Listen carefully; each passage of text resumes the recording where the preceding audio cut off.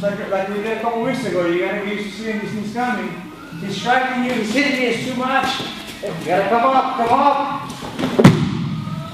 See how my leg stretches? And I'm short. You guys are real tall. You can do it a mile away. Okay?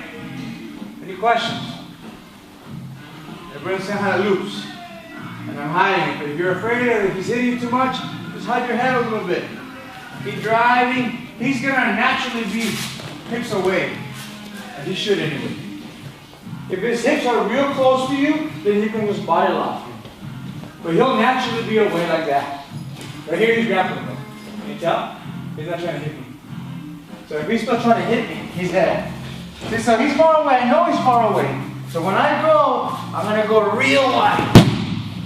Because I got to make up that difference. Because I know his hips and his feet are a little further out. Just really stretch it out.